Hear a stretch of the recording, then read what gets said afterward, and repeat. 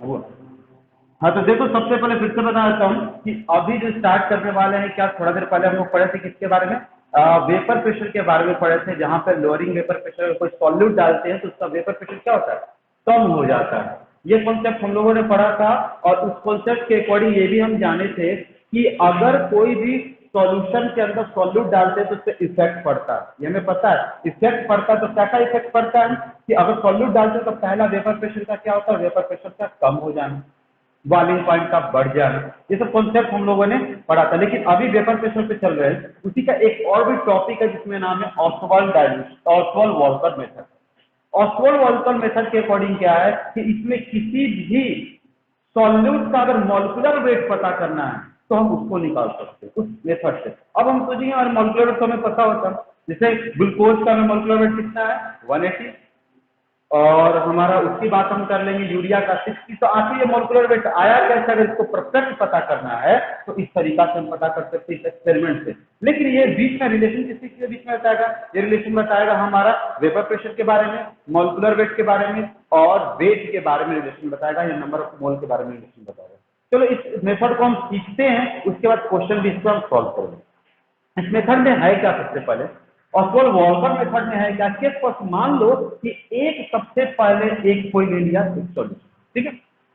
Solution में अगर ले लिया तो इसका कॉन्सेप्ट क्या होता है, जैसे कि उससे समझने से पहले कूलर, घर में कूलर होगा, उसको देखो कि कूलर में क्या होता है, कूलर में हम पानी डालते हैं, कूलर में पानी डालते हैं तो क्या होता है, बाहर से ड्राई एयर आता है। गर्मी के दिन में ड्राई एयर नहीं होगा, बाहर से ड्राई एयर आता है, लेकिन जो वो ड्राई एयर हमारा कूलर से बाहर निकलता है वो कैसा एयर होता है, मॉइस्चर एयर निकलता है, मॉइस्ट एयर निकलता है।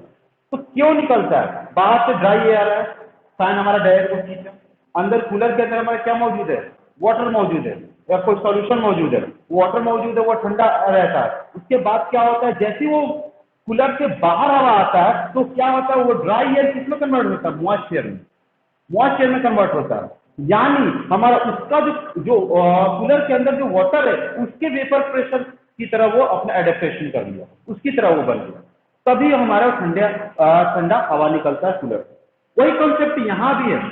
मान लो कोई ड्राई एयर इस सॉल्यूशन के अंदर आया, इस सॉल्यूशन का जो वेपर प्रेशर मान लो पीए दिया हुआ है, इस सॉल्यूशन का वेपर प्रेशर हमारा क्या दिया है, पीए दिया हुआ है। सपोज दैट इसका प्रेशर पीए दिया हुआ है, तो क्या हुआ ड्राई एयर, तो ड्राई एयर का हमारा वेपर प्रेशर हम क्या मान लेंगे, जीरो। ड्राई एयर का वेपर प्रेशर जीरो, क्योंकि जीरो होगा क्योंकि इसमें हमारा वेपर प्रेशर, ये मान लो ड्राई एयर है तो इसमें जीरो। तो अब क्या होगा, इसका वेपर प्रेशर क्या है, पीए, इसका वेपर प्रेशर क्या है, पीए। अब जैसे ये बाहर निकलेगा तो इसका वेपर प्रेशर क्या हो जाएगा, ये जो हमारा ड्राई एयर आया था इसको जो बाहर निकलेगा एयर, उसका वेपर प्रेशर क्या होगा, इसके एडेप्टेशन के अकॉर्डिंग, तो इसका वेपर प्रेशर पीए था, इसीलिए हमारा इसका जो बाहर एयर निकलेगा उसका वेपर प्रेशर भी पीए के बराबर हो जाएगा। जैसे कूलर में होता है, बाहर से ड्राई एयर है, बाहर जो निकला वो किसका, कूलर के अंदर जो भी हमारा वाटर था उसको लेकर के बाहर निकला, तो यानी इसके वेपर प्रेशर को एडेप्टेशन कर लिया। उसी तरीका से इसका वेपर प्रेशर जीरो से ये अंदर आया, लेकिन जैसे ही बाहर निकलेगा तो इसके वेपर प्रेशर की क्रम माहौल में आ जाएगा, जिसका वेपर प्रेशर ये के बराबर हो जाएगा। यानी यहाँ पे सोचो, यहाँ पे पहले ड्राई एयर था, इस सॉल्यूशन का जैसे ही बाहर निकला तो इसका वेट लॉस होगा। जैसे कूलर से क्या होता है, एयर आया और फिर बाहर एयर निकला, मॉइस्ट एयर, तो कूलर में जो प्रेजेंट था वाटर, वो वाटर धीरे धीरे कम होते जाता है। क्यों कम होगा, वेट लॉस होगा, क्योंकि वो मॉइस्ट बन करके इसको वाटर मॉलिक्यूल को बाहर लेके गया। तो इसका इसी तरीका से इसका भी हमारा क्या होगा, वेट लॉस होगा, वेट लॉस होगा।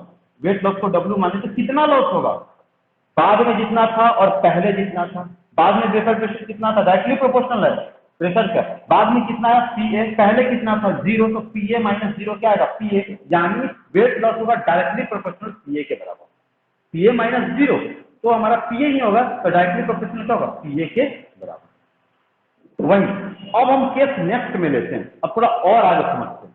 मान लो कि हमने एक ले लिया सॉल्यूशन, वेपर प्रेशर पीवी है, ठीक है, इसका वेपर प्रेशर पीवी है। सपोज दैट इस सॉल्यूशन का वेपर प्रेशर पीवी ले लिया, बाहर से कोई भी एक एयर हमने डाला, या कोई भी सॉल्यूट डाला, या कोई भी हम क्या बोलते हैं लिक्विड डाले बाहर से, या कोई भी सॉलिड डाले बाहर से, इसको डाले, इसका कोई ना कोई वेपर प्रेशर होगा।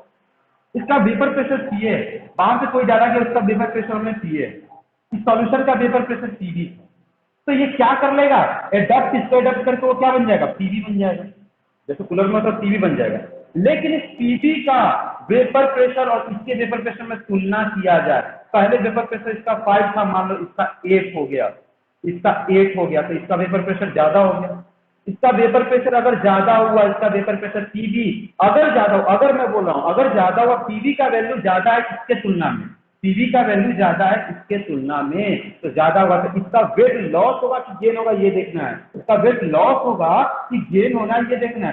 पहले पीए था, बाद में पीवी हुआ, लेकिन पीवी का वैल्यू ज्यादा है, जब पीवी का वैल्यू ज्यादा है तो इसका वेट क्या होगा, लॉस होगा।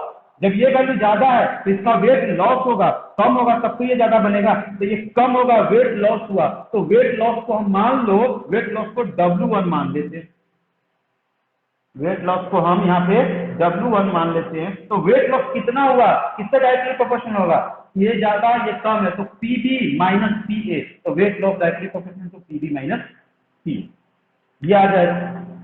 नेक्स्ट केस में चलते हैं कि अगर कोई सॉल्यूशन को हम डालें, ये सॉल्यूशन PA, मान लो कोई सॉल्यूशन है इसमें PA, कोई मान लो इसका PA है, इसका वेपर प्रेशर PA है, ठीक है, ये अंदर गया सॉल्यूशन के अंदर, और इस सॉल्यूशन का जो है वेपर प्रेशर PB है, तो बाहर कैसा होगा, PB होगा, इससे एडजस्ट करके ये बाहर क्या आएगा, PB। मान लो ये PB का वेपर प्रेशर इसकी तुलना में कम है, यहाँ पे क्या था, ज्यादा लिए थे, इसका क्या है, PB का ज्यादा था इसकी तुलना में, लेकिन यहाँ पे PB का इसकी तुलना में अगर कम है, if PB less than PA, PB less than PA, तो जब PA का कम होगा तो हमारा क्या होगा, ये इसका कम हुआ, यानी अपना जो पार्ट था वो इसके अंदर छोड़ कर गया है, अपना जो भी इसके पास वेट था वो उसके अंदर छोड़ के गया, तब तो इसका कम हुआ है, तो छोड़ कर गया था, यानी वेट इसका क्या हुआ, गेन होगा। वेट गेन को मान लेते हैं W2, W2, अब वेट गेन हुआ तो W2 डायरेक्टली प्रोपोर्शनल टू, ज्यादा इसमें से कौन है, ये ज्यादा है, PA माइनस PB, तो PA माइनस PB ये लिख लेंगे। हमें कितना हुआ तो हमें ज्यादा में से कम ही करना। मान लो केस 4 में, केस 4 में हमारा ऐसा केस है कि यहाँ पे हम लोगों ने क्या सॉल्यूशन लिया था, लेकिन मान लो कि एक कंटेनर में मैंने डिहाइड्रेटिंग एजेंट ले लिया। डिहाइड्रेटिंग एजेंट होता है क्या, डिहाइड्रेटिंग एजेंट वो होता है जो किसी भी मॉइस्ट को वो एब्जॉर्ब कर लेता है। अगर मान लो कि डाइल्यूट HCl को पास करना है, तो HCl में जितने भी हमारे हाइड्रोक्लोरिक एसिड में जितने वाटर मॉलिक्यूल्स हो उसको एब्जॉर्ब कर लेता है, वाटर मॉलिक्यूल्स को एब्जॉर्ब कर लेता है। ध्यान से सुनना, वो हमारा डिहाइड्रेटिंग एजेंट कौन कौन है वो जानना बहुत जरूरी है। डिहाइड्रेटिंग एजेंट हमारा कौन कौन है, सबसे पहले हम जान लेते हैं जिसका नाम है एनहाइड्रस, एनहाइड्रस CaCl2 पाउडर होता है, कैल्शियम क्लोराइड पाउडर होता है, एनहाइड्रस CaCl2। और भी होता है हमारा, और भी होता है, नेक्स्ट में हमारा होता है P4O10, ये बहुत अच्छा है P4O10, ये P4O10 बोलो नहीं तो P2O5 बोलो, बात एक ही। ये हमारा वाटर मॉलिक्यूल्स को, ये वाटर मॉलिक्यूल्स को जल्दी एब्जॉर्ब कर लेगा, ये CaCl2 वाटर मॉलिक्यूल्स को एब्जॉर्ब करेगा। अगर मान लो कि इसके अंदर कोई बाहर से गया, इसके पास वाटर मॉलिक्यूल्स है, तो ये क्या काम करेगा, वाटर मॉलिक्यूल्स को एब्जॉर्ब करेगा। CaCl2 कितने वाटर मॉलिक्यूल्स को एब्जॉर्ब करता है, 8 H2O मॉलिक्यूल को, ये H2O मॉलिक्यूल को एब्जॉर्ब करके क्या बनाता है, CaCl2 into H2O water molecule को।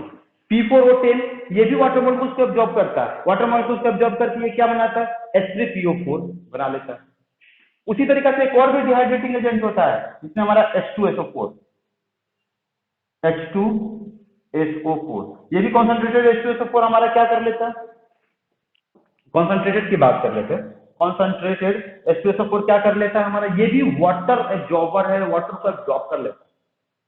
क्यों, अगर मान लो कि स्किन पे रखे तो क्या होता है, जल जाता है, एसिड रखने पे H2SO4 रखने जल जाता है, वो जलता नहीं है, वो क्या काम कर लेता है, स्किन के जितने भी वाटर मॉलिक्यूल्स है उसको एब्जॉर्ब कर लेता है। एब्जॉर्ब करके यहाँ हमारा स्किन किससे, कार्बन से बना, सिर्फ कार्बन छोड़ देता है, इसीलिए वो जला हुआ दिखाई देता है। तो हमारा ये बताऊं H2SO4, P4O10 या P2O5 या CaCl2 ये सब डिहाइड्रेटिंग एजेंट है। तो अब डिहाइड्रेटिंग एजेंट है जो वाटर मॉलिक्यूल्स को एब्जॉर्ब कर लेता है। मान लो कि कोई एक सॉल्यूट हम इसके अंदर डालें, इसके पास वाटर मॉलिक्यूल्स है, तो ये इसको एब्जॉर्ब कर लेगा। एब्जॉर्ब करेगा तो ये हमारा क्या बन के निकलेगा, ड्राई। ये मान लो कि इसमें वाटर मॉलिक्यूल्स है तो ये जो भी होगा वो ड्राई बन के निकलेगा। तो ड्राई का हम वेपर प्रेशर क्या मान लें, 0। ये ड्राई बन के निकलेगा। और ये जब ड्राई बन के निकला यानी ये जॉब कर लिया, जब जॉब किया हमारा वाटर मॉलिक्यूल को, तो इसका वेट क्या होगा, ये जैसे एब्जॉर्ब किया हमारा जो वाटर मॉलिक्यूल को, जैसे एब्जॉर्ब किया तो इसका क्या होगा, वेट गेन हो गया। वेट गेन कितना हुआ, W3। तो वेट गेन कितना होगा, ज्यादा में से कम, ज्यादा कौन था, ये, और कम ये था, ये माइनस P 0, तो क्या होगा, ये के बराबर होगा। डायरेक्टली तो क्वेश्चन ये आया, ये हमारा एनहाइड्रस के लिए था। पहला केस, दूसरा केस, तीसरा केस, चौथा केस। ये केस था कि अगर किसी के साथ कोई हम डालते किसी सॉल्यूशन में तो उसी की तरह एडॉप्टेशन कर लेता है हमारा क्या, सॉल्यूट। ये हमारा किसने बताया था, ऑस्वाल्ड वॉल्कर ने बताया। लेकिन एक बात और ध्यान देना है कि इस सॉल्यूशन पे क्या इफेक्ट होता है, कहीं वेट गेन होता है तो कहीं लॉस होता है। यहाँ पे वेट गेन हुआ, यहाँ पे वेट लॉस हुआ, यहाँ पे वेट गेन हुआ। अब इसी सभी इक्वेशन को एक बार सम करके देखते हैं आखिर क्या होता है। इक्वेशन बनाने के लिए तो अगर ड्राई एयर, मान लो कोई एक सॉल्यूशन लिए, एक में प्योर लिक्विड लिए और एक डिहाइड्रेटिंग एजेंट लिए, उनका ऑस्वाल्ड हमारा वॉल्कर जो मेथड था, एक्सपेरिमेंट था, यही एक्सपेरिमेंट था। तो उन्होंने क्या किया, एक हमारा सॉल्यूशन लिया, उस सॉल्यूशन के अंदर ड्राई एयर पास करवा, उस सॉल्यूशन के अंदर हमारा ड्राई एयर पास करो। सॉल्यूशन में क्या होता है, सॉल्यूशन के अंदर हमारा क्या होता है, क्या मान लो कि वाटर, उसके अंदर हम ग्लूकोज मिला दिए या कुछ मिला दिए, तो ऐसा सॉल्यूशन है, इसमें ड्राई एयर पास किया, तो क्या होगा, ड्राई एयर जैसे ही पास किया तो इसका जो वेपर प्रेशर तो 0 है, लेकिन जो बाहर निकला तो उसका वेपर प्रेशर PS होगा। क्यों, क्योंकि सॉल्यूशन का वेपर प्रेशर क्या होता है, PS। हम लोगों ने पढ़ा है कि सॉल्यूशन का वेपर प्रेशर क्या मानेंगे, PS। तो इसका भी वेपर प्रेशर जो बाहर निकला है उसका वेपर प्रेशर क्या होगा, PS। और वो उसका वेपर प्रेशर PS है, वो जस्ट उसके जस्ट नजदीक में अगर प्योर लिक्विड रखते तो प्योर लिक्विड का वेपर प्रेशर क्या होता है, P0। में पता है प्योर लिक्विड का वेपर प्रेशर कितना होता है, P0। हम लिखते हैं प्योर सॉल्वेंट है तो उसका वेपर प्रेशर P0, सॉल्यूशन का PS। जैसे ही PS इसके अंदर आएगा, ये क्या है, ये क्या है, प्योर लिक्विड है, तो इसके एडॉप्टेशन, इसके वेपर प्रेशर को एब्जॉर्ब करेगा, इसका वेपर प्रेशर P0 है, तो क्या बन जाएगा, P0 बना। पहले PS था, P0 बन गया, पहले PS था, P0 बन गया। हमें पता है किसका वेपर प्रेशर ज्यादा होता है, प्योर लिक्विड का या हमें सॉल्यूशन का। हमें पता है कि जब भी कोई सॉल्यूट डालते हैं तो उसका हमारा वेपर प्रेशर कम हो जाता है, यानी प्योर लिक्विड का वेपर प्रेशर ज्यादा होगा किसकी तुलना में, सॉल्यूशन की तुलना में। तो प्योर लिक्विड का इसका वेपर प्रेशर ज्यादा होगा इसकी तुलना में। जब इसका वेपर प्रेशर ज्यादा होगा इसकी तुलना में, तो हमारा वेट क्या करेगा, वेट क्या काम करेगा, इसका वेपर प्रेशर हमारा ज्यादा है तो वेट क्या काम किया, ये बाहर निकला तो इसका वेट क्या हुआ, कम हुआ, वेट लॉस हुआ। वेट लॉस हुआ WT, हमारा क्या होगा, इसका वेपर प्रेशर ज्यादा है इसका कम है तो इसका वेट लॉस हुआ, तो हमारा कितना लॉस हुआ, WT P0 माइनस PS। इसको इक्वेशन फर्स्ट मान लिया, इसको इक्वेशन सेकंड मान लिया। अब हमारा इसका वेट लॉस, इसका भी वेट लॉस होगा क्योंकि ड्राई था, बाहर निकला, इसका वेपर प्रेशर ज्यादा होगा तो बाहर निकला, हमारा PS, इसका PS माइनस ड्राई करेंगे तो हमारा PS आएगा डायरेक्टली प्रोपोर्शनल। ये 1, ये 2। अब ये जो P0 था, इसका वेपर प्रेशर ज्यादा, इसको फिर एनहाइड्रस से पास करवा दो, सॉरी डिहाइड्रेटिंग एजेंट से पास करवा लो, तो ये क्या बन के बाहर बन के ड्राई बन के निकला, क्योंकि इसका मॉइस्चर खींच लेगा ये, तो ड्राई बन के बाहर निकलेगा। तो ड्राइवर के बाहर निकला तो इसका वेपर प्रेशर तो कम हो गया ना, अब इसका वेपर प्रेशर ज्यादा है, इसका वेपर प्रेशर ज्यादा, तो इसका कम हुआ यानी इसमें छूट गया बहुत सारा पार्ट, तो ये वेट क्या करेगा, गेन। W3 मान लिया वेट गेन किया, तो वेट गेन किया तो इसका क्या होगा, W3 डायरेक्टली प्रोपोर्शनल टू ज्यादा में से कम, तो P0 माइनस 0, तो P0 के बराबर होगा। इस 3 इक्वेशन मान लो कि इक्वेशन फर्स्ट और सेकेंड के हम लेकर के चलते हो, तुम फर्स्ट और थर्ड को भी लेकर चल, किसी को भी लेकर चल सकते हो, मतलब फर्स्ट और सेकेंड को लेकर चलते हैं from equation first and second. Second वाले को हमने क्या काम किया, डिवाइड किया फर्स्ट वाले से। W2 है हमारा, W2 ये वेट गेन अपॉन W1, ये W2 की वैल्यू कितनी हो गई, P0 माइनस PS, और हमारा फर्स्ट का है कितना, PS। ये जब हम करते हैं तो हमने फॉर्मूला निकाला, तो स्टार्टिंग में N solute upon N solvent into I हम वन ऑफ फैक्टर लिखे या नहीं, अगर ग्लूकोज होगा तो 1 नहीं होगा, अगर कोई मान लो कि NaCl होगा तो 2 होगा, उसके अकॉर्डिंग तो I की वैल्यू होगी। N solute upon N solvent ये आया, इक्वल टू N सॉल्यूट को हम लिख सकते हैं weight upon weight of solute upon molecular weight of solute, weight of solvent upon molecular weight of solvent into I। अब ये हमारा इक्वेशन बन गया। अब ध्यान से देखो, हमारा दिया हुआ P0 की वैल्यू, अगर कोई वाटर है, सॉल्वेंट है, यहाँ इसकी वैल्यू वाटर की बात कर रहा है, तो हम क्या 24 टॉर लेकर के चल सकते हैं, या हम इसमें 24 टॉप लेकर के सोच सकते हैं, जानते हैं कि प्योर लिक्विड का इतना होता है। तो हम क्या काम करेंगे, ये वैल्यू दिया है, ये वैल्यू दिया है, और हमें सॉल्वेंट है, सॉल्वेंट का हमारा क्या वाटर होगा, तो इसका वेट तो हमें कितना दिया है वो पता ही रहेगा, कितना लिए, तो कितना रखे वो भी वेट पता है, इसका मोलेकुलर वेट भी पता है, सॉल्यूट कोई डाले उसका भी वेट पता है, लेकिन कौन सा सॉल्यूट डाले उसका नहीं पता है। तो ये हम इसके द्वारा M1 का मतलब इसका मोलेकुलर वेट निकाल सकते हैं सॉल्यूट का, कि कितना है।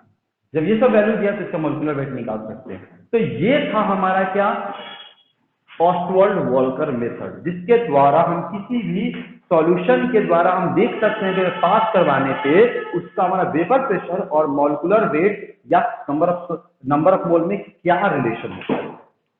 अगर मान लो कि हमारा निकल गया, इसके द्वारा हम क्या निकाल, अगर पीएच की वैल्यू, मानो सब दिया हुआ है, पीएच नहीं दिया तो पीएच की वैल्यू निकाल लेंगे, इस इक्वेशन से पीएच की वैल्यू निकाल ले, तो पीएच इक्वल टू क्या हो जाएगा, पीएच जब निकल जाएगा तो हमें पी नॉट की वैल्यू पता है, तो हम आरएलजेपी निकाल सकते हैं। आरएलजेपी का मतलब क्या, relative lowering vapour pressure, relative lowering vapour pressure हम निकाल सकते हैं P naught minus PH equal to P naught, और ये किसके बराबर होता है, ये बराबर होता है मोल फ्रैक्शन ऑफ सॉल्यूट।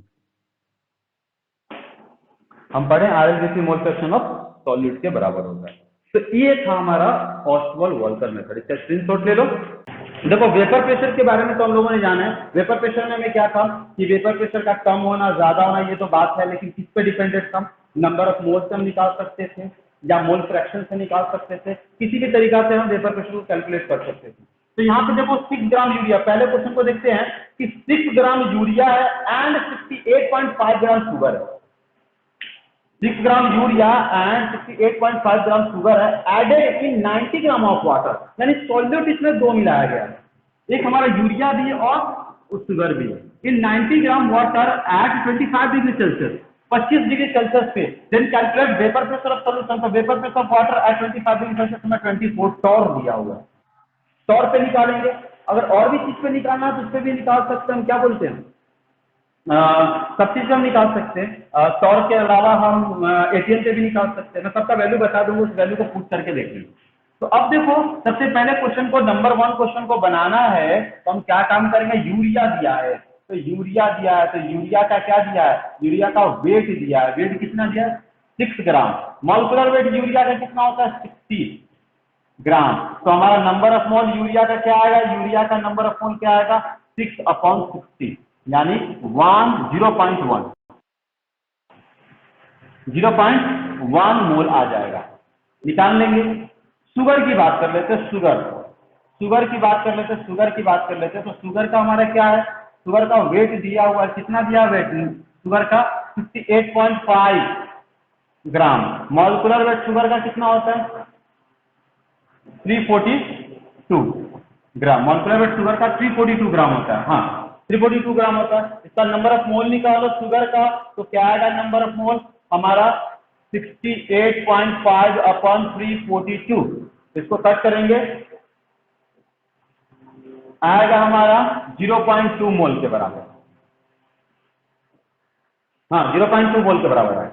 अब देखो ये दोनों हमारा क्या था, ये दोनों हमारा सॉल्यूट है, ये दोनों सॉल्यूट है। अब हमारा क्या है, डिजोल्व किया, इन दोनों को डिजोल्व कर रहे हैं 90 ग्राम ऑफ वाटर के अंदर। अब हम बात करते हैं वाटर की, बात कर लेते हैं, तो वाटर हमारा क्या है, वाटर का हमारा क्या आता है, वेट दिया हुआ है कितना 90 ग्राम, मॉलिक्यूलर वेट इसका दिया हुआ है हमारा कितना, मॉलिक्यूलर वेट 18 होता है।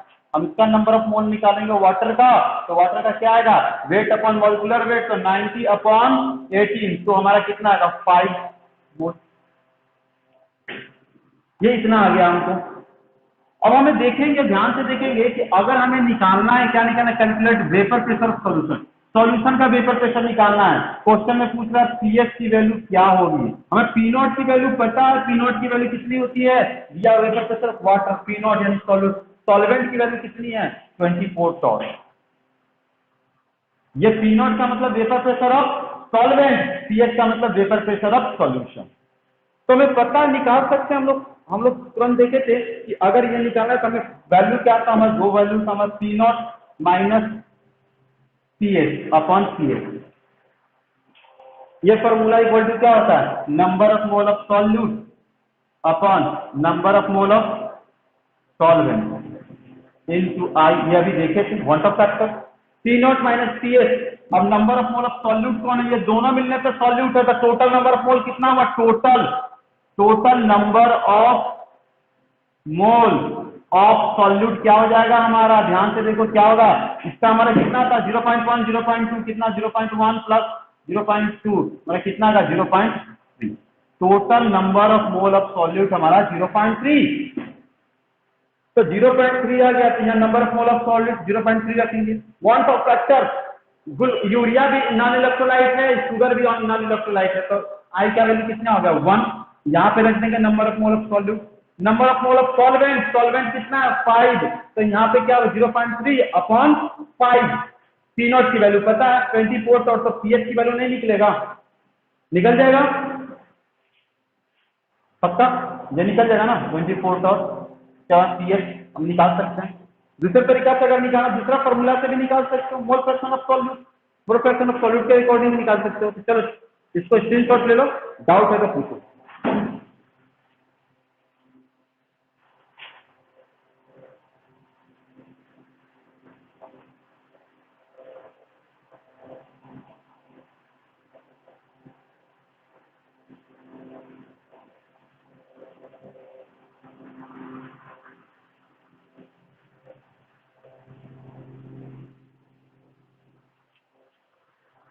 अरे कुछ डाउट है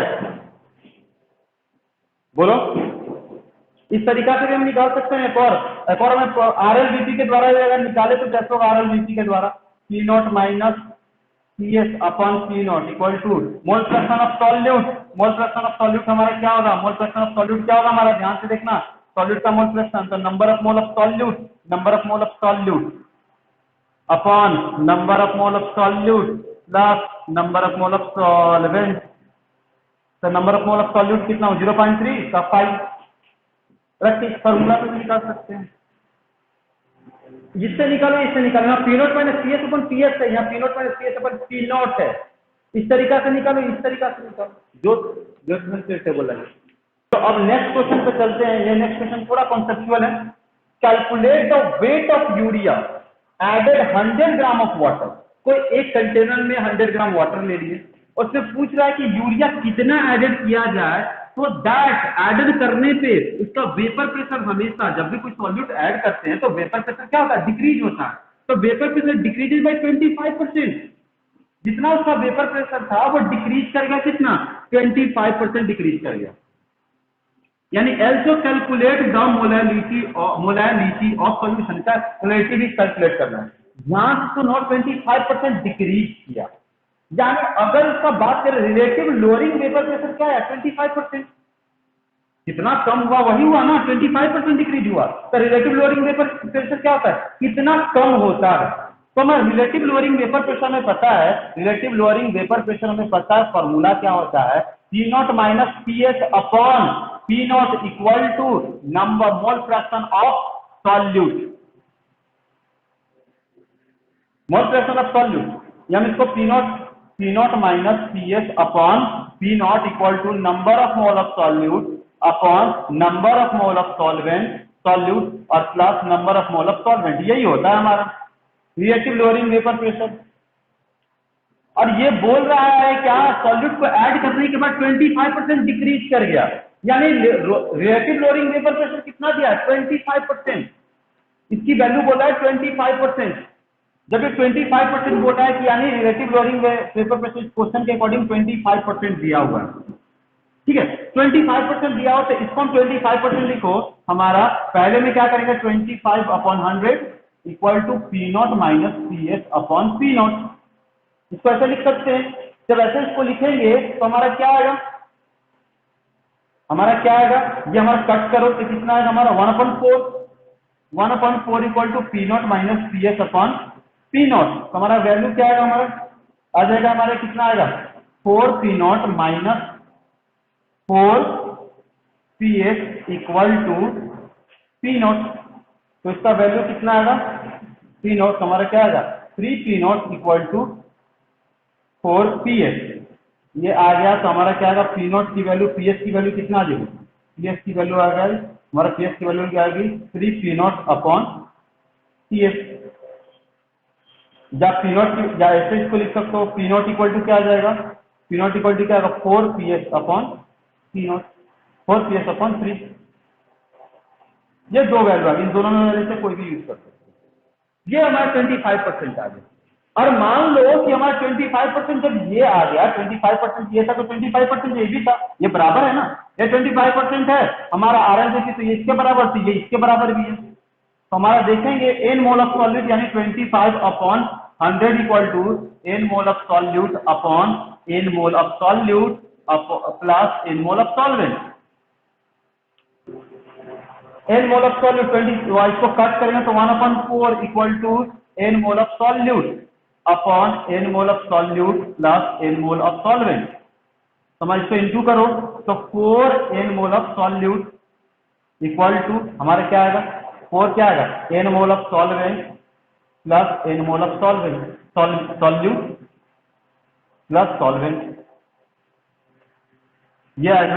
अब 4 N mole of solvent, solvent बोल रहा है, solvent number of mole of solute, पर सॉल्यूट यहाँ सॉल्यूट है, सॉल्यूट यहाँ पे क्या है, क्या चीज ऐड किया है, यूरिया, यूरिया ऐड किया है, तो यूरिया का हमारा नंबर ऑफ मोल क्या होगा, वेट अपन मॉलिक्यूलर वेट, तो 4 इंटू वेट हमें निकालना है, मॉलिक्यूलर वेट हमें पता है, मॉलिक्यूलर वेट यूरिया का पता है 60 होता है, equal to number of mole of solute, number of mole of solute हमारे क्या होगा, वेट अपॉन मॉलिक्यूलर वेट 60 और plus number of mole of solvent, number of mole of solvent कितना होता है, वेट, वेट इसका कितना दिया हुआ है 100 ग्राम, सॉल्वेंट हमारा 100 ग्राम है, वाटर में डिजोल्व किया गया, मॉलिक्यूलर वेट कितना दिया है हमारा, molecular weight 100, molecular weight water में कितना होता है 80। अब इसको कैलकुलेट करेंगे तो इसका वेट जो आएगा हमारा 1000 अपॉन, कैलकुलेट करके देखो 1000 अपॉन कितना आ जाएगा हमारा, 1000 अपॉन आ जाएगा हमारा 9, यानी करीब आएगा हमारा, टोटल आएगा 111.11 ग्राम। वेट ऑफ सॉल्यूट हमारा इतना आ गया, वेट ऑफ सॉल्यूट निकल गया। अब चलो वेट ऑफ सॉल्यूट हमारा 111.1 ग्राम आ गया। अब हम क्या काम कर लेंगे, हमें क्या निकालना, वेट को निकालना, तो वेट निकल गया। हमें अब क्या निकालना है, मोलैलिटी, मोलैलिटी, तो मोलैलिटी का फॉर्मूला क्या होता है पता है, मोलैलिटी इक्वल टू, मोलैलिटी का फॉर्मूला क्या होता है, हमें number of mole of solute upon molecular upon क्या होगा, weight of solvent, weight of solvent in weight of solvent कितने ग्राम में इंटू क्या होगा 1000। हमें देखो क्या मोलैलिटी निकालना, number of mole of solute, number of mole of solute हमारा निकल गया, number of mole of solute निकालेंगे तो निकल जाएगा यहाँ से, number wait upon molecular wait निकालेंगे तो सॉल्यूट का निकल जाएगा, यहाँ पे रखेंगे। Weight of solvent, weight of solvent कितना दिया है 100 ग्राम, ऊपर 1000 से इंटू तो मोलैलिटी भी निकल जाएगा इस हिंट पे। तो ये हमारा था क्वेश्चन सेकंड नंबर। तो अब चलो हम लोग स्टार्ट करेंगे कॉलिगेटिव प्रॉपर्टीज का दूसरा। सबसे पहले हम लोगों ने पिछले क्लास में पढ़ा था लोअरिंग इन वेपर प्रेशर के बारे में, उसको तो हम लोग कैलकुलेट किए थे, लेकिन किसके अकॉर्डिंग कैलकुलेट किए थे हम लोगों ने, किसके हेल्प से किए थे हम लोग, वेन ऑफ फैक्टर के द्वारा। ये भी वैसे ही बनाएंगे, लेकिन इसके पहले समझ लेते हैं कि ऑस्मोटिक प्रेशर में ऑस्मोटिक प्रेशर है क्या या ऑस्मोसिस है क्या। तो इस चैप्टर, इस टॉपिक को स्टार्ट करने से पहले ऑस्मोटिक प्रेशर से पहले हमें ऑस्मोसिस को जानना पड़ेगा। ऑस्मोसिस ऐसे 11th में या 10th में पढ़े होंगे ऑस्मोसिस होता क्या है, बायोलॉजी वाले स्टूडेंट पढ़े होंगे ऑस्मोसिस होता क्या। तो ऑस्मोसिस के बारे में बता देता हूँ। सपोज दैट कि मान लो कि एक कंटेनर लो, इस कंटेनर में हम क्या करें, रेजिन को डाल दो, रेजिन समझते हो, किशमिश जो होता है उसको डाल दो, वो प्योर वाटर के अंदर डाल दो। जैसे ही वो resin stacked in pure water, अगर कोई रेजिन के कंटेनर लो, उसके अंदर रेजिन को, उसके अंदर वाटर है, उसके अंदर रेजिन को डाल दो। आफ्टर सम टाइम क्या हो, कुछ देर के बाद क्या होगा, वो रेजिन जो होगा स्वेल हो जाएगा, यानी वो रेजिन फूल जाएगा। पहले वो रेजिन का ये था, लेकिन धीरे धीरे उसके बाद क्या होगा, साइज इसका बढ़ते जाएगा, स्वेल हो जाएगा। क्यों? क्योंकि इसके अंदर वाटर मॉलिक्यूल इसके अंदर चला जाएगा, इसके अंदर वाटर मॉलिक्यूल चला जाएगा, ये हमें पता है। तो जब इसके अंदर जैसे ही वाटर मॉलिक्यूल जाएगा तब ये स्वेल हो जाएगा। तो जब ये स्वेल होगा तो इसी को हम बोलते हैं ऑस्मोसिस। ऑस्मोसिस का मतलब ये नहीं कि ये स्वेल हो जाए, ऑस्मोसिस का मतलब क्या होता है कि हमारा ये वाटर जो प्योर वाटर, इसमें और कुछ नहीं मिलाया हुआ है, ये प्योर सॉल्वेंट है, लेकिन ये जो रेजिन है, रेजिन के अंदर जेली मौजूद होता है, जेली के फॉर्म में बहुत सारा चीज रेजिन, तो हमारा क्या होता है, मीठा होता है, तो उसमें स्टार्च होता है, ग्लूकोज होता है, ये सब चीज होता है, एक जेली पार्ट होता है उसके अंदर। तो उसके अंदर जो भी जेली पार्ट होता है वो सब के सब हाई कॉन्सेंट्रेटेड होते हैं। हाई कंसंट्रेटेड होते हैं, और ये वाटर क्या है, वेरी लो कंसंट्रेटेड, क्योंकि इसमें हमारा क्या है, प्योर वाटर है, यानी कुछ चीज को मिलाया ही नहीं गया, ये प्योर सॉल्वेंट है। तो क्या होगा, जब ऑस्मोसिस उस प्रोसेस को बोलते हैं जब कोई सॉल्यूशन के अंदर कोई सॉल्वेंट, सॉल्वेंट क्या होता है, डायरेक्ट पास हो जाता है हाई कंसंट्रेशन, लो कंसंट्रेशन से हाई कंसंट्रेशन की तरफ से, तो उसे हम बोलते हैं ऑस्मोसिस। जब कोई सॉल्वेंट, प्योर सॉल्वेंट जब पास होता है लो कंसंट्रेशन से हाई कंसंट्रेशन, इसमें प्योर सॉल्वेंट कौन है, वाटर ही है। मान लो कि वाटर के अंदर छोटा सा कुछ अमाउंट मिला दिए, ग्लूकोज मिला दिए, थोड़ा सा मात्रा में ग्लूकोज मिला दिए, तो भी क्या होगा कि वाटर सिर्फ इसके अंदर जाएगा, ग्लूकोज नहीं जाएगा, क्योंकि ये सॉल्वेंट को फ्लो करने देता है। और फ्लो कौन करता है, ऊपर का जो लेयर है, ऊपर के लेयर है हमारा क्या कहलाता है, semi permeable membrane. Semi permeable membrane, ये स्टिफनेस यानी इस रीजन के ऊपर एक मेम्ब्रेन का मेम्ब्रेन होगा, तो क्या होगा, वो पास करने देगा ओनली सॉल्वेंट। तो जब वाटर मॉलिक्यूल्स इस रेजिन के अंदर जाता है तो स्वेल हो जाता है, यानी ये प्योर सॉल्वेंट जब हाई कंसंट्रेशन में जाता है तो उस प्रोसेस को बोलते हैं ऑस्मोसिस। लो कंसंट्रेशन से हाई कंसंट्रेशन की तरफ जो फ्लो करता है, सॉल्वेंट फ्लो करता है, तो उसे हम बोलते हैं ऑस्मोसिस।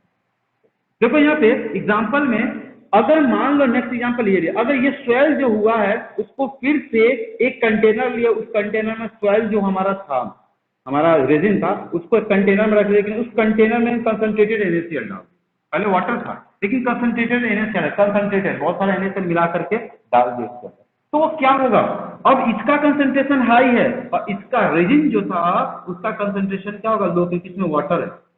तो क्या होगा, फिर से वाटर क्या काम करेगा, लो कंसंट्रेशन से हाई कंसंट्रेशन की तरफ फ्लो करेगा, ये इधर की तरफ बाहर आना स्टार्ट करेगा। जैसे ही हमारा ये वाटर बाहर आना चाहेगा, सॉल्ट NaCl के पास जाएगा, बस ये जो हमारा क्या हो जाएगा, ये जो हमारा क्या था, सोयल हमारा रीजन था, वो बाद में श्रिंक हो जाएगा, श्रिंक हो जाएगा। जैसे ही श्रिंक होगा तो इस तरह का पहले जैसा बन जाएगा। यानी कहने का मतलब ये है कि वो भी लो कंसंट्रेशन से हाई कंसंट्रेशन की तरफ फ्लो कर रहा है, उसी को बोलते हैं ऑस्मोसिस। ऑस्मोसिस के लिए हमारा एक और सीधा एग्जांपल बताते हैं। मान लो कि अगर कोई पर्सन जो होता है प्यासा होता है, कोई पर्सन को प्यास लगती है, तो कब लगती है, जब उस बॉडी के अंदर, उसके बॉडी के अंदर हमारा 1% वाटर की कमी होती है, 1% वाटर की कमी होती है, तब हमें प्यास लगती है। 1% वाटर की कमी, हमारे पास बॉडी में जितना वाटर उसका 1% ही अगर कम हो जाता है तो हमें प्यास लगती है। और वो कमी किसके कारण होता है, शेल के कारण होता है। जैसे कि हमारे बॉडी के अंदर ये शेल है, सपोज बॉडी के अंदर शेल है, तो इसके बीच वाले, इसके न्यूक्लियस होते हैं, ये साइटोप्लाज्मा होते हैं, पता है, साइटोप्लाज्मा जेली पार्ट में होते हैं, हमारा ये भी पता है साइटोप्लाज्मा जेली पार्ट में होते हैं। तो सेल क्या करता है, जिंदा रहने के लिए, अपना वर्क और जिंदा रहने के लिए क्या काम करेगा, सेल जो होता है बॉडी के पार्ट से वो हमारा क्या लेता है, वाटर मॉलिक्यूल्स लेता है, क्या लेता है, H2O लेता है। यहाँ पे जूम करके देखना है, जूम करके देखना, यहाँ पे दिखाई देगा। तो हमारा क्या रहेगा कि ये 1% वाटर मॉलिक्यूल्स की कमी के कारण हमें प्यास लगती है। तो सेल जो है बॉडी के अंदर जो भी हमारा वाटर मॉलिक्यूल्स उससे एब्जॉर्ब करता है, ये अपना वर्क और जिंदा रहने के लिए, लाइफ जीने के लिए। तो जैसे ही वाटर मॉलिक्यूल्स लेता है तो हमारे बॉडी के अंदर वाटर मॉलिक्यूल्स की कमी हो जाती है 1%, जिसके कारण हमें प्यास लगती है। तो अब क्या हुआ, कैसे लिया, इस सेल के बाहर वाले पार्ट को मेम्ब्रेन होता है, ये मेम्ब्रेन है, ये बाहर वाले सॉल्वेंट को जब जेली वाले पार्ट के अंदर ले लो कंसंट्रेशन से हाई कंसंट्रेशन की तरफ, तो इसको बोलते हैं ऑस्मोसिस। यही प्रोसेस ऑस्मोसिस होता है। अगर मान लो कि कोई पर्सन को एक बीच समुद्र में रख दो, सी में रख दो, वहां पे उसको प्यास लगी है, उसको प्यास कब लगी है, जब 1% वाटर की कमी होगी, जब उसको पानी चाहिए और तो उसको प्यास लगेगी। तो वो क्या काम करेगा, अगर वो उसके पास और पानी नहीं है तो क्या, नमक वाला पानी यानी समुद्र का पानी, समुद्र में वाला में बहुत ज्यादा हाई कॉन्सेंट्रेटेड होता है, उस नमक वाला पानी को पिएगा। सोचो क्या होगा जब वो नमक वाला पानी को पिएगा वो पर्सन, तो ये हमारा सेल है और सेल के अंदर देखो साइटोप्लाज्मा है। अब ये क्या करे, ये यहाँ जो पार्ट है वो हाई कंसंट्रेटेड है, ये हाई कंसंट्रेटेड है, और ये सेल के पास जेली लो कंसंट्रेटेड है। और जब वो पानी पिएगा नमक वाला पानी, तो वो बॉडी के अंदर जाएगा जिसमें हाई कंसंट्रेटेड है, सेल के पास जेली है लो कंसंट्रेटेड, इसके पास जो भी वाटर होगा सेल के पास वो भी बाहर निकल जाएगा। उसको तो प्यास तो लगी नहीं थी, और ज्यादा प्यास लग जाएगी, उसको मरना तो है ही, प्यास से ही मरेगा। क्यों? क्योंकि ये जब वाटर जैसे हम ये हमारा हाई कॉन्सेंट्रेटेड NaCl सी वाटर जैसे ही लेंगे हम, जैसे सी वाटर होगा हाई कंसंट्रेटेड होगा, इससे क्या पार्ट जो भी हमारा सेल के अंदर जो भी हमारा साइटोप्लाज्मा के अंदर जो भी हमारा प्रोटीन्स होगी वो सब के सब बाहर निकलना स्टार्ट हो जाएंगे और वाटर मॉलिक्यूल्स बाहर निकलना स्टार्ट हो जाएंगे, जिसके कारण इसको और प्यास रहेगी और वो पानी के प्यास से मर जाएगा। इसीलिए सी वाटर को हम पी नहीं सकते क्योंकि वो हाई कंसंट्रेटेड होता है, वहां भी ऑस्मोसिस प्रोसेस ही होगा। तो ऑस्मोसिस का मतलब क्या होता है उसे समझना है। ऑस्मोसिस का मतलब क्या उसे समझना है। The spontaneous flow of solvent, the spontaneous flow of solvent molecule from solution. किसी भी सॉल्यूशन में, किसी भी सॉल्यूशन में उसके अंदर सॉल्वेंट होता है, किसी भी सॉल्यूशन के अंदर सॉल्वेंट जो वो फ्लो करता है स्पॉन्टेनियस, स्पॉन्टेनियस का मतलब अपने आप और लगातार जब फ्लो करता है हमारा ऑफ लो कंसंट्रेशन, फ्लो करता है of low concentration to high concentration. जब सॉल्वेंट फ्लो करता है लो कंसंट्रेशन से हाई कंसंट्रेशन, सॉल्वेंट लो से हाई, लो से हाई जब फ्लो करता है, सॉल्वेंट फ्लो करता है तो इस किसके द्वारा, सेमी परमिएबल मेम्ब्रेन के द्वारा। किसके थ्रू करेगा, सेमी परमिएबल मेम्ब्रेन। यहां पे भी मेम्ब्रेन था, यहाँ पे भी मेम्ब्रेन था, यहाँ सेल के आउटर मोस्ट में भी हमारा मेम्ब्रेन होता है। तो जब कोई सॉल्वेंट जो हो हमारा फ्लो करे, सॉल्यूशन रखा हुआ है, सॉल्यूशन के अंदर जो सॉल्वेंट वो फ्लो करे लो कंसंट्रेशन से हाई कंसंट्रेशन की तरफ थ्रू सेमी परमेएबल मेम्ब्रेन, तो उस प्रोसेस को बोलते हैं ऑस्मोसिस। यानी the spontaneous flow of solvent molecule from solution of low concentrated to solution of high concentrated through semi permeable membrane called osmosis। जैसे कि हम इसको समझने के लिए एक कंटेनर लिए, कंटेनर के अंदर बीच में सेमी परमिएबल मेम्ब्रेन है सपोज दैट, और उसके एक तरफ हमारा लो कंसंट्रेशन वाला सॉल्यूशन है, एक तरफ हाई कंसंट्रेशन वाला सॉल्यूशन है। तो क्या होगा, ये जो हमारा जो भी सॉल्वेंट इसके अंदर होगा, मान लो जिसके अंदर कुछ और भी मिला हुआ है लेकिन इसका लो कंसंट्रेशन है, जो भी सॉल्वेंट होगा, सॉल्वेंट हमारा हो सकता है वाटर हो, इथेनॉल हो, कुछ भी हो, तो वो सॉल्वेंट क्या करेगा, लो कंसंट्रेशन से हाई कंसंट्रेशन की तरफ फ्लो करेगा। जब फ्लो करने लगा ये थ्रू क्या semi permeable HCM, semi permeable membrane को एचसीएम बोला गया। ये क्या करेगा, लो से जैसे हाई की तरफ जाएगा तो इस प्रोसेस को बोलते हैं ऑस्मोसिस। ऑस्मोसिस, ऑस्मोसिस हो गया। अब ये देखो एचसीएम है क्या, एचसीएम मतलब सेमी परमिएबल मेम्ब्रेन है क्या, a membrane which allow to flow of only solvent. एक ऐसा मेम्ब्रेन होता है जो ओनली फ्लो करता है, अलाउ करता है फ्लो करने के लिए सिर्फ सॉल्वेंट को, नॉट सॉल्यूट, सिर्फ सॉल्वेंट मॉलिक्यूल को अलाउ करता है फ्लो करने के लिए, उसे हम बोलते हैं एचसीएम, सेमी परमिएबल मेम्ब्रेन। जैसे एग्जांपल में एचसीएम का ये हो सकता है, कॉपर सल्फेट को जब हमारा K4 FeCN6 के साथ जब रिएक्शन कराते हैं तो Cu2 FeCN6 बनता है जो हमारा ब्राउन कलर का होता है, इसका यूज करते हैं एचसीएम के फॉर्म। एक और एचसीएम के फॉर्म में यूज कर सकते हैं सिलिकेट ऑफ Fe और निकल, फेरस कोबाल्ट और निकल का जब हम सिलिकेट हम बनाते हैं तो उसका भी यूज कर सकते हैं हम सेमी परमिएबल मेम्ब्रेन के फॉर्म। हाँ, ये सेमी परमिएबल मेम्ब्रेन के फॉर्म में हम यूज कर सकते हैं ऑस्मोसिस के लिए। आप लोग भी जानते होंगे कि आरओ, आरओ का मतलब होता है रिवर्स ऑस्मोसिस। आरओ के पानी आप लोग पीते हैं तो उसका मतलब होता है रिवर्स ऑस्मोसिस, वहां ऑस्मोसिस का उल्टा होता है। ऑस्मोसिस का मतलब क्या है, लो कंसंट्रेशन से हाई कंसंट्रेशन की तरफ फ्लो करना। लेकिन जब आरओ में क्या होता है, हाई कंसंट्रेशन से लो कंसंट्रेशन की तरफ फ्लो करता है, वो हम लास्ट में पढ़ेंगे। लेकिन अभी जाने कि ऑस्मोसिस क्या होता है। हाँ, तो अभी हम लोगों ने थोड़ा देर पहले जाना कि ऑस्मोसिस होता क्या है, ठीक है। अब ऑस्मोसिस के द्वारा हमें अब ऑस्मोटिक प्रेशर को समझना है। ऑस्मोटिक प्रेशर के लिए चलो हम एक डायग्राम बनाते हैं, उसके अकॉर्डिंग समझते हैं ऑस्मोटिक प्रेशर क्या है। ऑस्मोटिक प्रेशर को सबसे पहले पाई से डिनोट किया जाता है। ऑस्मोटिक प्रेशर के लिए सबसे पहले एक डायग्राम बनाते हैं। मान लो ये एक कंटेनर इस टाइप का, ठीक है, इस टाइप का ये कंटेनर इस टाइप का मानो,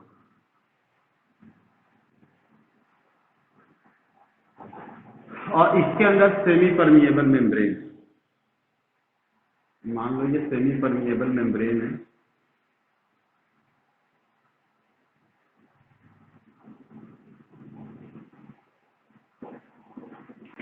और हम क्या करें, इसमें सॉल्यूशन भरा हुआ है, सॉल्यूशन है, और ये सॉल्यूशन है मान लो कि लो कंसंट्रेशन वाला, ये सॉल्यूशन है लो कंसंट्रेशन वाला सॉल्यूशन, और ये सॉल्यूशन है high concentration. Suppose that high concentration solution, एक डायग्राम से समझाने की कोशिश कर रहा हूँ, समझना। ये एचपीएम है हमारा, तो क्या होगा, प्रोसेस क्या होगा हमारा जब ऐसा प्रोसेस, जब ऐसा होता है तो स्पॉन्टेनियस होता है, ऑस्मोसिस क्या होगा, ऑस्मोसिस तो होगा नहीं। इसके अंदर जो सॉल्वेंट है वो कहाँ जाना चाहेंगे, सॉल्वेंट है, इस तरफ जाना चाहेंगे, ये सॉल्वेंट है हमारा, ये हमारा सॉल्वेंट है। सॉल्वेंट क्या करेंगे, ये लो कंसंट्रेशन है और ये हाई कंसंट्रेशन है, तो हमारा क्या काम करेंगे कि ये जो सॉल्वेंट है लो कंसंट्रेशन से हाई कंसंट्रेशन की तरफ फ्लो करेंगे, तो उसे बोलेंगे ऑस्मोसिस। ऑस्मोसिस का प्रेशर कितना, इसे तो हम अंदर से निकाल नहीं सकते, तो निकालने का तरीका क्या है, निकालने का तरीका क्या है कि जब ये ऑस्मोसिस हो रहा है तो हम क्या काम करें, एक्सटर्नल प्रेशर लगाएंगे यहाँ पे, external applied pressure, external applied pressure on solution, पूरा सॉल्यूशन है। जब सॉल्यूशन पे external applied pressure on solution of high concentration which stop the process, किधर की तरफ हम प्रेशर लगाएंगे, हाई कंसंट्रेशन की तरफ, लो की तरफ नहीं, हाई की तरफ। क्यों, क्योंकि सॉल्वेंट यहां से यहां फ्लो कर रहा है, जब यहां से यहां फ्लो करेगा तब यहां पे एक पिस्टन का यूज करेंगे, एक पिस्टन का यूज करेंगे, और पिस्टन को यूज करेंगे, ये पिस्टन है मान लो, ये पिस्टन है, पिस्टन को लगाएंगे और इसके ऊपर लगा दिया पिस्टन, तो ये पिस्टन क्या किया, ये जो हमारा ऑस्मोसिस के कारण ये जो हमारा ये जो इसका वैल्यू जो है, इसका वॉल्यूम जो धीरे धीरे बढ़ेगा, लेवल तो बढ़ेगा ही, क्योंकि जब इधर से सॉल्वेंट इधर से इधर फ्लो करेगा तो इसका लेवल बढ़ेगा, लेवल तो बढ़ेगा ही, लेकिन क्या ये हमेशा लेवल बढ़ेगा, नहीं, अब हमेशा नहीं बढ़ेगा, वो बाद में एक्सप्लेन करूंगा, लेकिन अभी तो इसका लेवल बढ़ेगा। जब लेवल बढ़ेगा तो बाहर से मैंने प्रेशर लगा दिया, बाहर से प्रेशर लगा दिया, और हम इतना प्रेशर लगाएं कि ये लेवल इसका बढ़ ना पाए, कांस्टेंट रहे। जब इसका लेवल कांस्टेंट रहे, यानी कहने का मतलब है ये जो इसको इधर जाना था, जितना प्रेशर इस पे लग रहा था उतना बाहर से भी प्रेशर लग रहा है, जितना प्रेशर से ये जाना चाह रहा है उतना बाहर से प्रेशर लग रहा है, जिसके कारण ये जो लेवल है इसका रुक गया, इक्वल हो गया, कांस्टेंट हो गया, तो यानी कहेंगे कि ये ऑस्मोसिस में रुक गया। जब ये ऑस्मोसिस रुक गया, जितना प्रेशर से ज्यादा उतना प्रेशर हम रुक गया, तो इसका जितना प्रेशर होगा उतना प्रेशर ये भी होगा, तो इस प्रेशर को, एक्सटर्नल प्रेशर को ऑस्मोटिक प्रेशर कहा जाएगा। यानी एक्सटर्नल प्रेशर है, मान लो एक्सटर्नल प्रेशर है P, एक्सटर्नल प्रेशर, और ये जो जितना प्रेशर से ये जा रहा था इसको हम क्या बोले, पाई। हमें पता है कि P और पाई दोनों बराबर है, क्योंकि जब ये हमारा इसका लेवल हमारा आगे की तरफ नहीं बढ़ पाया, रुक गया, यानी कहेंगे कि जितना एक्सटर्नल प्रेशर था उतना अंदर वाला भी प्रेशर है, यानी सॉल्वेंट को लो से हाई कंसंट्रेशन की तरफ जाने का भी प्रेशर है, तो इस प्रेशर को हम पाई मानते हैं, यानी कहेंगे P = पाई, यानी इसी को बोलेंगे हम ऑस्मोटिक प्रेशर। ऑस्मोटिक प्रेशर क्या है, the external applied pressure on solution of high concentration which stop the process of osmosis, osmosis को रोक देता, वो प्रोसेस ऑस्मोसिस को रोक देता जब एक्सटर्नल प्रेशर लगाते हैं, is defined as osmotic pressure, तो उस प्रेशर को बोलेंगे ऑस्मोटिक प्रेशर। बस इतना समझना है, ऑस्मोसिस को रोकने वाले प्रेशर, ऑस्मोसिस हो रहा है स्पॉन्टेनियस लगातार, लेकिन एक्सटर्नल प्रेशर लगाएं, वो एक्सटर्नल प्रेशर नीचे वाले प्रेशर के बराबर हो जाए तो वो हमारा ऑस्मोटिक प्रेशर कहलाएगा। ऑस्मोसिस रुक जाना चाहिए, नो ऑस्मोसिस होना चाहिए। सपोज दैट केस फर्स्ट में लेकर के चलते हैं, केस फर्स्ट में लेकर के चलते हैं इसको और अच्छे से समझने के लिए। अगर मान लो ये सेमी परमेबल मेम्ब्रेन है, ये हमारा पे लो कंसंट्रेशन है, लो कंसंट्रेशन है, ये हाई कंसंट्रेशन, तो हमारा क्या होगा, इधर की तरफ सॉल्वेंट फ्लो करेगा, बिल्कुल फ्लो करेगा। जब इधर की तरफ सॉल्वेंट फ्लो करेगा, ये एचपीएम है, ये हमें याद रखना है, ये हमारा सॉल्वेंट, ये भी याद रखना है, ये हमारा लो कंसंट्रेशन है, ये भी याद रखना है, ये लो कंसंट्रेशन है, ये हमारा हाई कंसंट्रेशन है, ये भी याद रखना है। तो क्या हुआ केस फर्स्ट में, जब इधर की तरफ इधर जा रहा है तो इसका मतलब क्या है, इसका मतलब क्या है, P और पाई पे ध्यान देंगे, इसका मतलब क्या है, P का वैल्यू जो है वो कम है और पाई की वैल्यू ज्यादा है, यानी पाई के ऊपर जो प्रेशर हम लगाए बहुत कम लगाए, लेकिन बहुत कम लगाए, लेकिन इसकी वैल्यू हमारा क्या है, बहुत कम। और इसकी वैल्यू ज्यादा है, पाई की वैल्यू ज्यादा, इधर की तरफ फ्लो होने की ज्यादा, यानी ये इस साइड से इस साइड फ्लो करेगा, यानी इसमें ऑस्मोसिस हो रहा है। इसका मतलब क्या है कि solvent flow low concentration to high concentration, low concentration से हाई कंसंट्रेशन की तरफ फ्लो कर रहा है सॉल्वेंट। कौन? सॉल्वेंट, यानी इसमें ऑस्मोसिस होगा, ऑस्मोसिस हो रहा है, ऑस्मोसिस हो रहा है। केस फर्स्ट में, सपोज दैट केस सेकेंड ले लेते हैं। केस सेकेंड में क्या होगा कि अगर हमारा इधर लो कंसंट्रेशन है,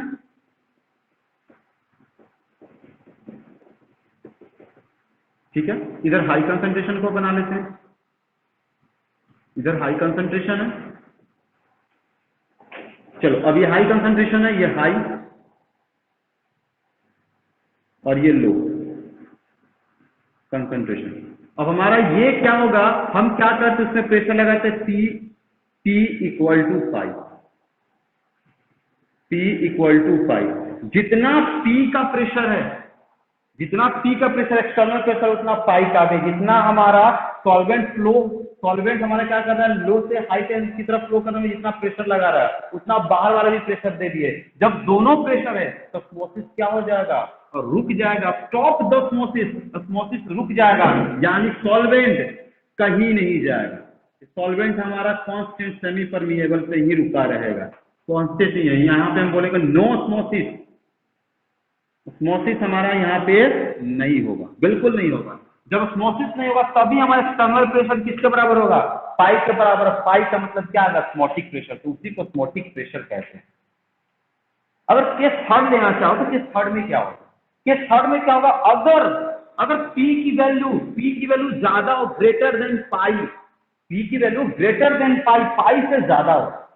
जब P की वैल्यू पाई से ज्यादा हो, तो P की वैल्यू पाई से ज्यादा होगा तो P नीचे की तरफ और प्रेशर लगाएगा। जैसे ये प्रेशर लगाएगा नीचे की तरफ और ज्यादा प्रेशर लगाएगा, तो इसका लेवल कम होगा तो इसका लेवल बढ़ेगा। इसका लेवल कब बढ़ेगा, जब यहाँ का सॉल्वेंट सेमी परमेबल मेम्ब्रेन है और कुछ को फ्लो करने नहीं देगा।